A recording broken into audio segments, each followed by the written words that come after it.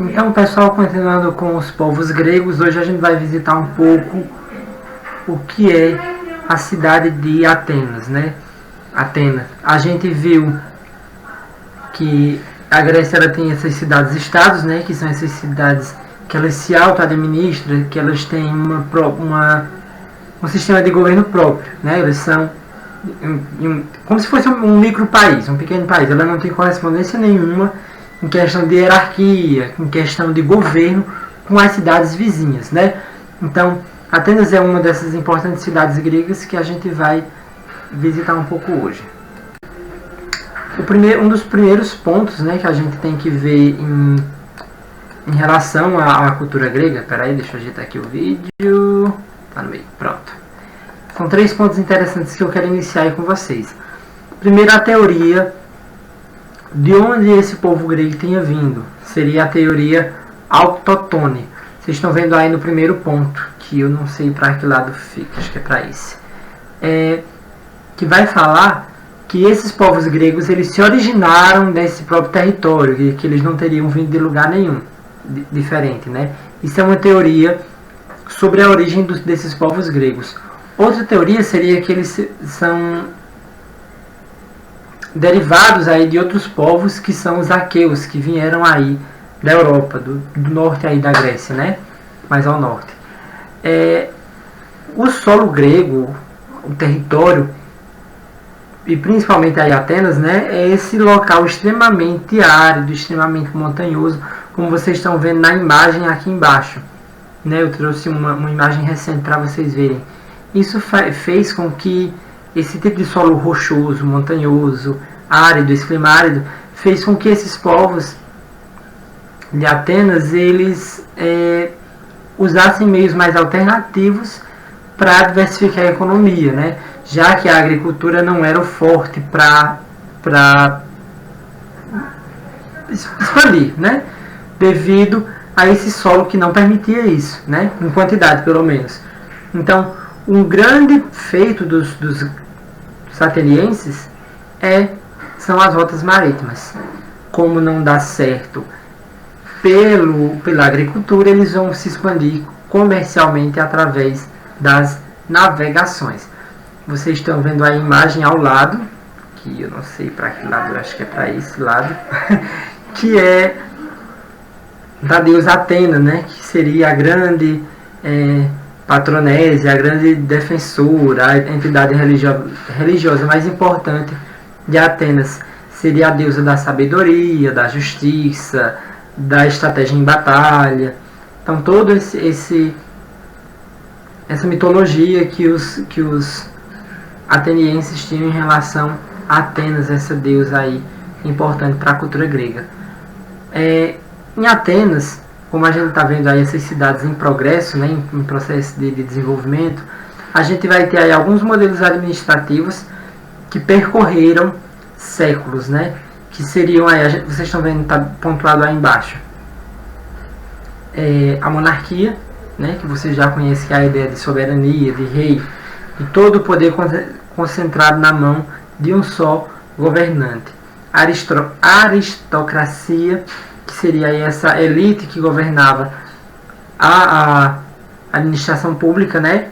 A oligarquia, que seria um grupo de pessoas ou uma família que estaria ali no comando, como a gente vai ter no futuro a oligarquia no Brasil, mas isso não é aula para agora, isso não é assunto para agora, né? A tirania, que é como se fosse um governo despótico, um governo feito por uma pessoa só, mas com autoritarismo e entre outras coisas. E por último, né, do que a gente vai ver aí nesse período, a democracia, né? A palavra democracia significa governo do povo. Então Atenas aí vai ter também esse momento em que vai acontecer a democracia, mas é claro, a um modelo grego, né? Não é o modelo que a gente segue atualmente. Então, dentro da cultura grega, a gente vai ter aí também um tipo de estratificação social, né? No caso, categorias, classes, que vão aí desempenhar algum papel na sociedade. A gente tem os eupátrias, que seriam os bem-nascidos, né? Aquela aristocracia, os comerciantes marítimos, aquele pessoal que produzia o azeite e o vinho e comercializava, né? Os donos. Os geórgios, que seriam os camponeses que trabalhariam nessas plantações de azeite e vinhos, que trabalhariam para a aristocracia.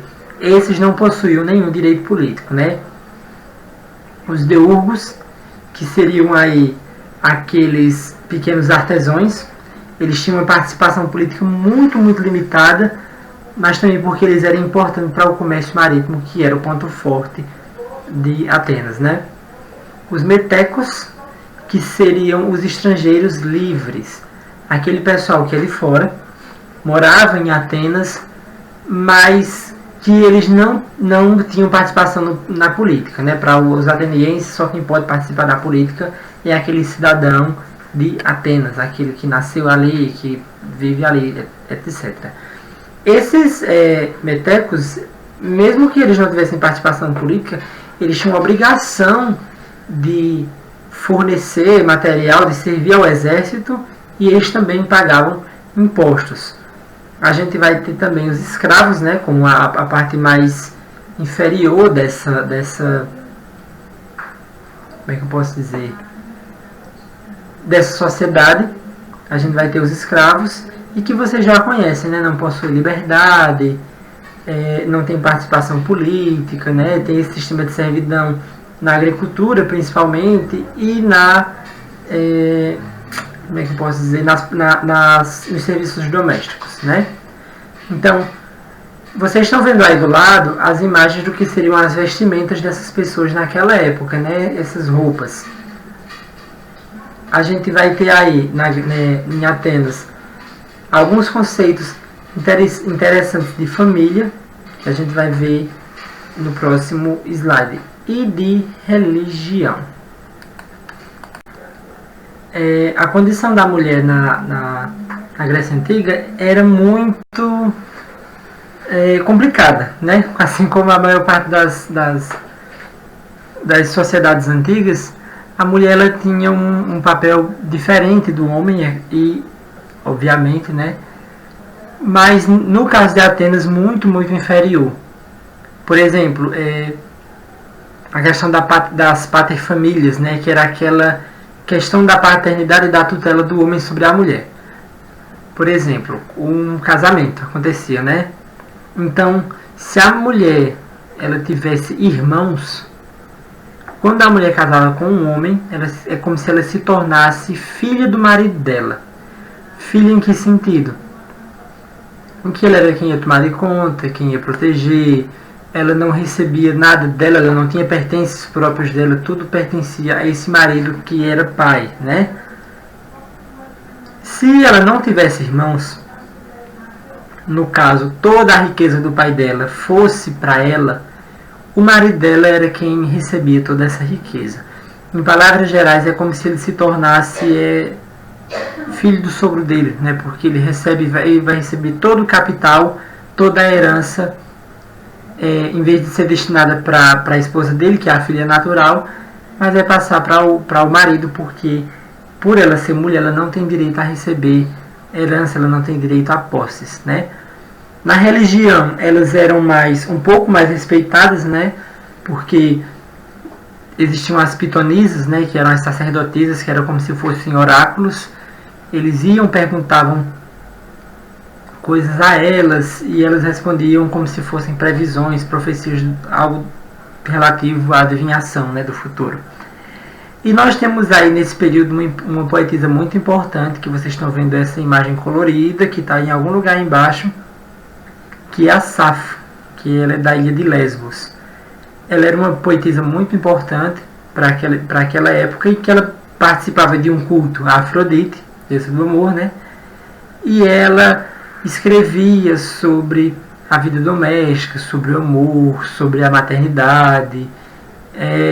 Hoje a gente não tem muitos dos escritos dela para analisar, né? Mas o pouco que se tem, os estudiosos, né, que no meu caso da poesia dela acredita que seja algo muito, muito rico em relação ao conteúdo que ele falava sobre a condição feminina na época da Grécia, da Atenas, né, da Grécia Antiga.